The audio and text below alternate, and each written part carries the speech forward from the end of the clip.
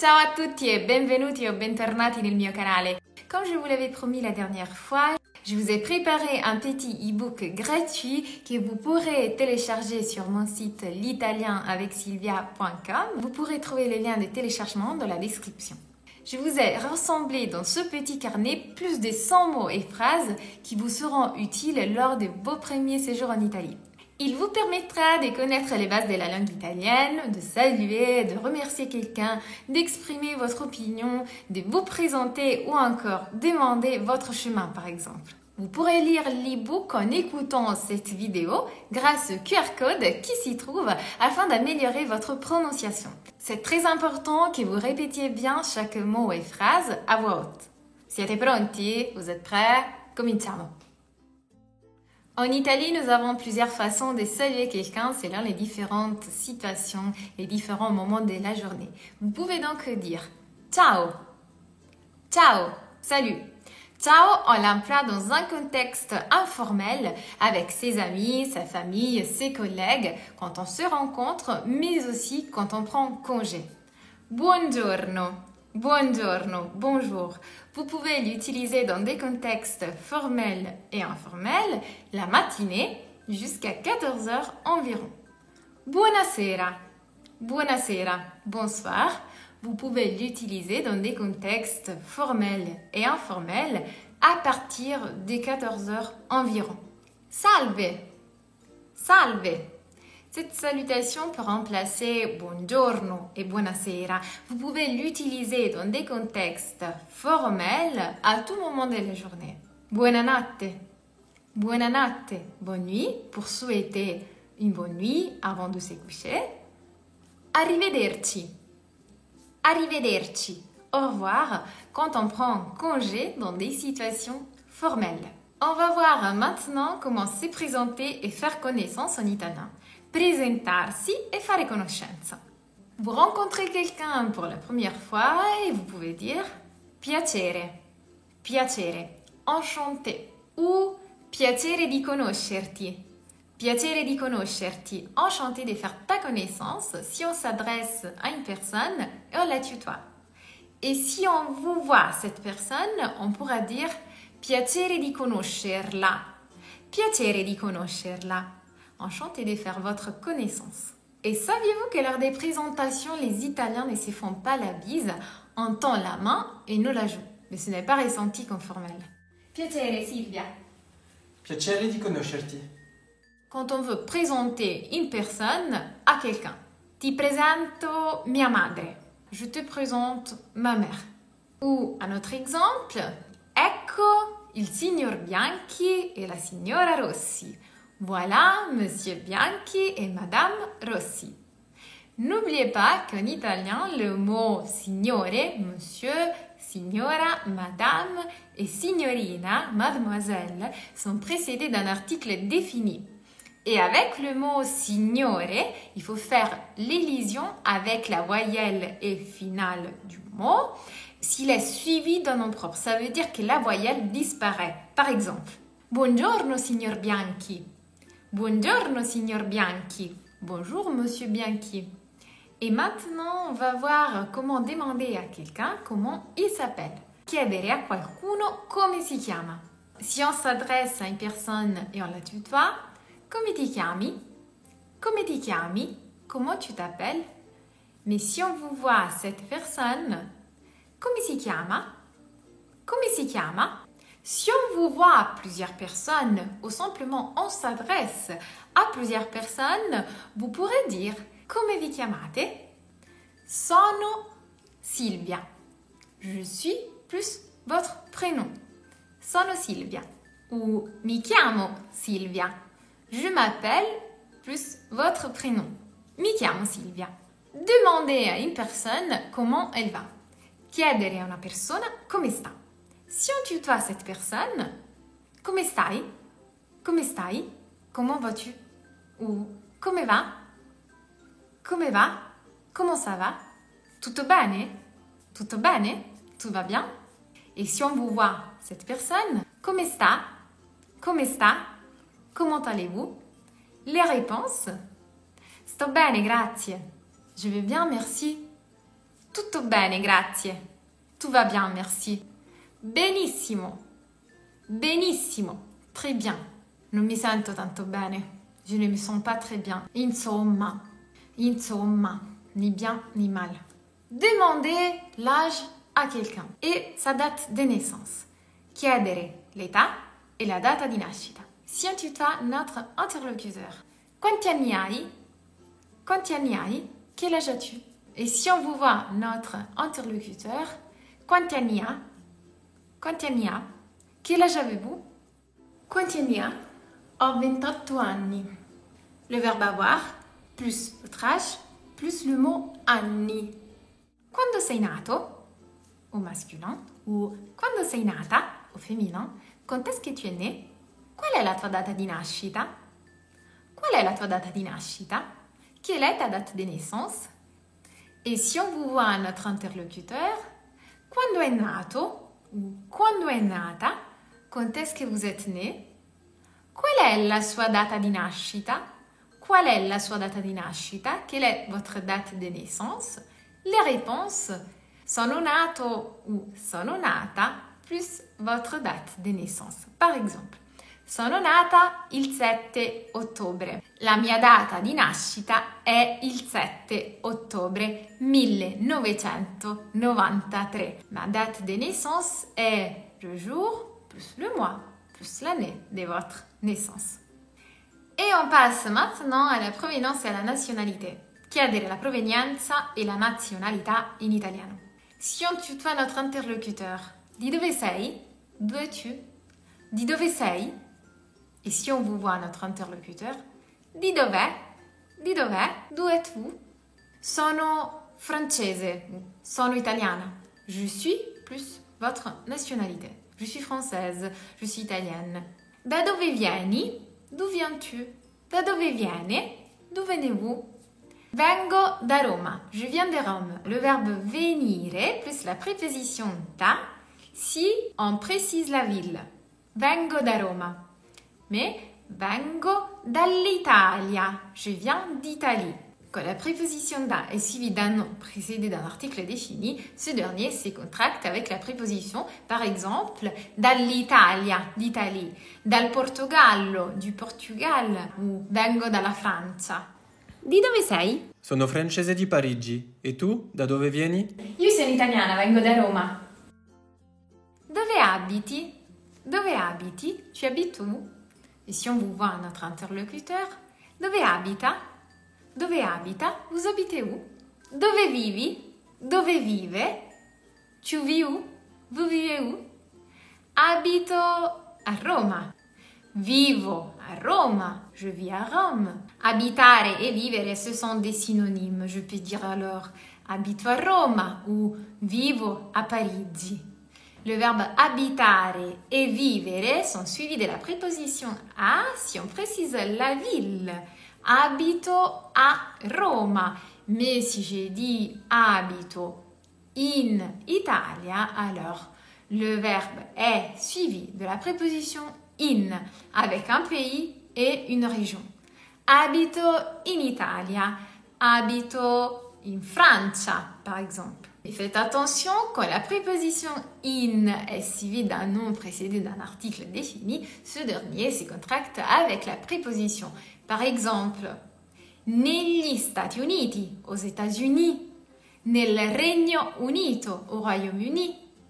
Abito negli Stati Uniti, j'habite aux États-Unis. Demandez à quelqu'un s'il y a des frères ou des sœurs. Hai fratelli o sorelle?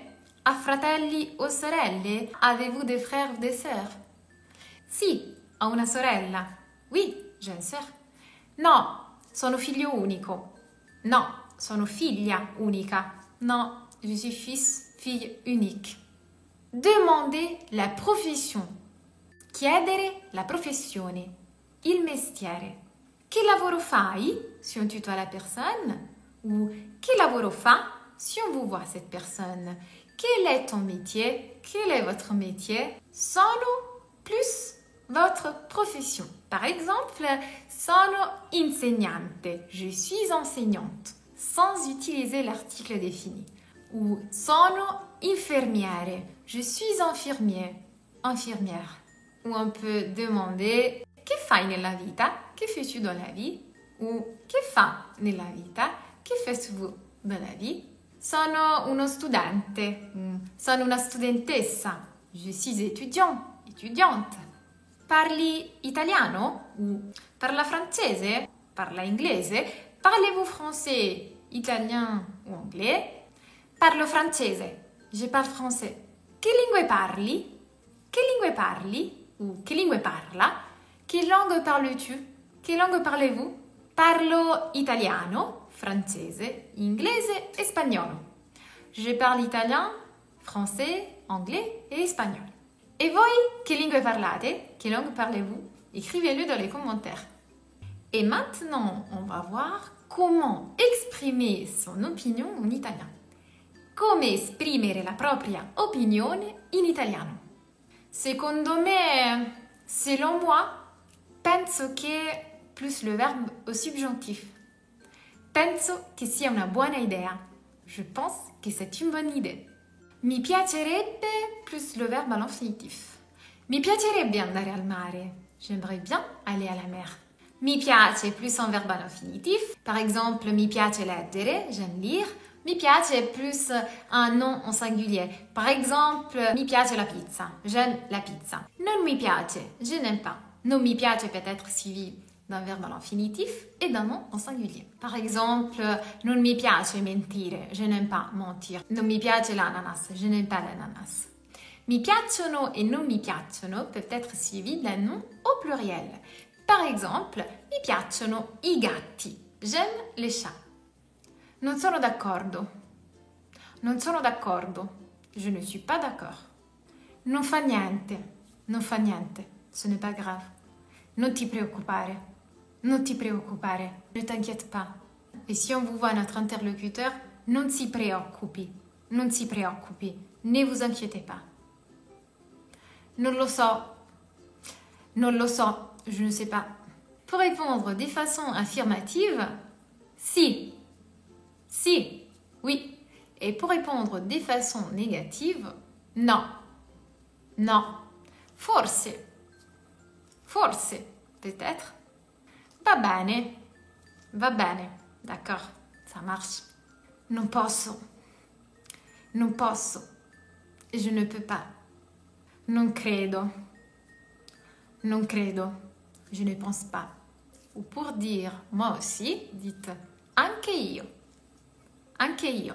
Et pour dire moi non plus, neanche io. Neanche io. Perfetto. Perfetto. Parfait. Benissimo. Benissimo. Très bien. Certo. Certo. Bien sûr. Et si vous avez du mal à comprendre, se fate difficoltà a capire. Come? Comment? Ou scusi? Ou scusa? Pardon? Non capisco. Non capisco. Je ne comprends pas. Souvent, quand on découvre une nouvelle langue, c'est que l'on entend, c'est ça. Dites alors. Scusi, sto imparando l'italiano. Puoi ripetere più lentamente, per favore? Certo, ho detto come ti chiami. Quanti anni hai? Che cosa vuol dire? Ou che cosa significa? Qu'est-ce que cela veut dire? Come si pronuncia? Come si pronuncia? Comment prononce-t-on? Che cos'è? Che cos'è? Qu'est-ce que c'est? On va voir maintenant les différentes façons pour remercier quelqu'un en italien. Ringraziare qualcuno in italiano. L'expression la plus utilisée pour dire merci est grazie. Grazie. Faites attention à la prononciation, ne dites pas grazie, mais grazie. Répétez avec moi, grazie. Si vous voulez exprimer avec plus d'enthousiasme votre reconnaissance, dites alors grazie mille. Grazie mille. Merci beaucoup. Ou grazie infinite. Grazie infinite. Merci infiniment. Ou encore grazie di cuore. Grazie di cuore. Merci du fond du cœur. Dans des situations formelles, vous pouvez dire la ringrazio, je vous remercie, ou la ringrazio tanto, je vous remercie beaucoup. Si vous tutoyez votre interlocuteur, ti ringrazio ou ti ringrazio tanto, je te remercie beaucoup. Les formules pour répondre à un remerciement. Come rispondere a un ringraziamento. La manière la plus fréquente pour répondre à quelqu'un qui vous remercie est prego. Prego, cela signifie je t'en prie, je vous en prie. Une autre formule courante est di niente, di niente, di nulla, di nulla. Cela signifie de rien. Ou encore, vous pouvez répondre non c'è di che, non c'è di che. Il n'y a pas de quoi. C'est pour dire à la personne qu'elle n'a pas besoin de vous remercier pour ce que vous avez fait. Ou un autre synonyme dans des situations informelles, figurati, l'équivalent français de pas de souci. Figurati. Et si vous voyez votre interlocuteur, dites si figuri, pas de souci. Et on va voir maintenant comment s'excuser ou attirer l'attention de notre interlocuteur en italien. Scusarsi e attirare l'attenzione del nostro interlocutore. Mi dispiace, je suis désolée. Scusa ou scusami, excuse-moi. Et si vous voyez votre interlocuteur, scusi ou mi scusi, excusez-moi. Scusi. Non si preoccupi.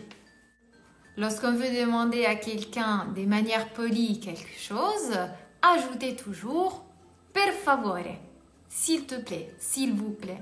Ti va di plus un verbe à l'infinitif. Ça te dit de, par exemple, ti va di andare al cinema? Ça te dit d'aller au cinéma?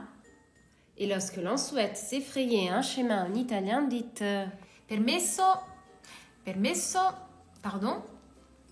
On utilise permesso aussi pour demander la permission d'entrer. Par exemple, permesso, avanti. Et si on veut souhaiter la bienvenue, benvenuto au singulier masculin, benvenuta au singulier féminin, benvenute au féminin pluriel, benvenuti au masculin pluriel. S'il y a des femmes et des hommes, on dira benvenuti. On va voir comment commander au restaurant. Ordinare al ristorante.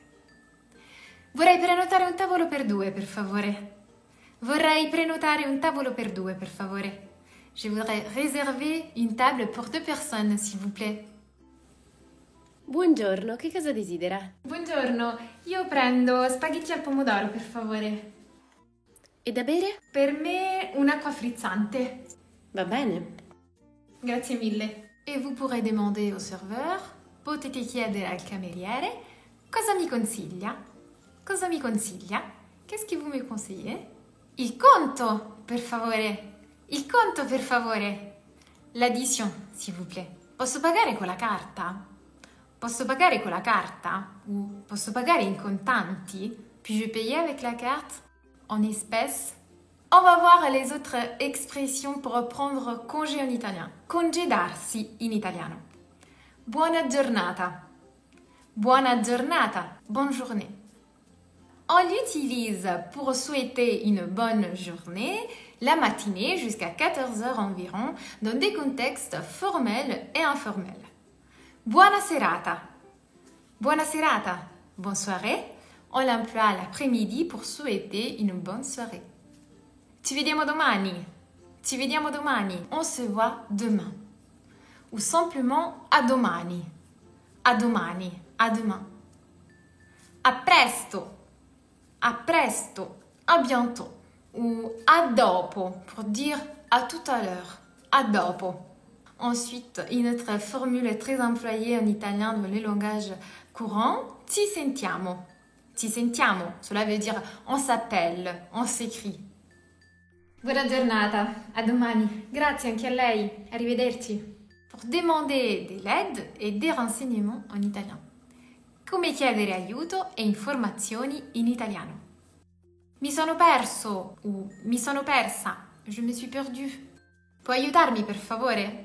Pouvez-vous m'aider s'il vous plaît? Sto cercando la stazione del treno, la gare, ou la fermata della metro, l'arrêt du métro. Vorrei plus un verbe à l'infinitif. Par exemple, Vorrei andare al museo. Je voudrais aller au musée. Ho bisogno di, par exemple, ho bisogno di un biglietto per l'autobus. J'ai besoin d'un ticket de bus. Dov'è il bagno? Dov'è il bagno? Où se trouvent les toilettes? Dove si trova la banca? Où se trouve la banque? È vicino ou è vicina? C'est près? È vicino il museo? O è vicina la scuola? 5 minuti a piedi ou 5 minuti in macchina. 5 minutes à pied. 5 minutes en voiture. Scusi, buongiorno, mi sono persa, puoi aiutarmi per favore? Certo! Sto cercando la stazione. Devi andare tutto dritto fino al semaforo e poi devi girare a destra. Perfetto, grazie mille. Di nulla, arrivederci. A che ora parte il treno? A che ora parte l'aereo? A quelle heure part le train ou l'avion? Vorrei comprare un biglietto per... Je voudrais acheter un billet pour Venise, Venezia. Dove posso comprare il biglietto? Excusez-moi, où est-ce que je peux acheter le billet? Demandez le prix en italien. Chiedere il prezzo. Quanto costa? Quanto costa? Combien ça coûte? Demandez l'heure en italien. On a deux possibilités. Che ore sono? Che ore sono? Ou che ora è? Che ore sono? Sono le 11. Ok, grazie. Pour préciser l'heure, vous pouvez ajouter du matin, del mattino, dell'après-midi, del pomeriggio, du soir, di sera. L'heure est toujours précédée d'un article défini féminin pluriel. Les 4, les 9, les 11, les 10. Sauf pour dire è mezzogiorno, il è midi. È l'una, il est 1h. È mezzanotte, il est minuit. Et voilà, c'est fait, ecco fatto. Vous maîtrisez maintenant les bases de la langue italienne. Pour aller plus loin dans votre apprentissage, je vous conseille de regarder ma série de vidéos pour apprendre l'italien en 14 jours. Vous pouvez cliquer ici. Je vous laisserai également le lien dans la description. J'espère que cette vidéo vous sera utile. N'oubliez pas de vous abonner à ma chaîne pour rester toujours au courant de mes prochaines vidéos. Pour aujourd'hui, c'est tout. Ci vediamo la settimana prossima con una nuova lezione di italiano. Ciao a tutti e grazie!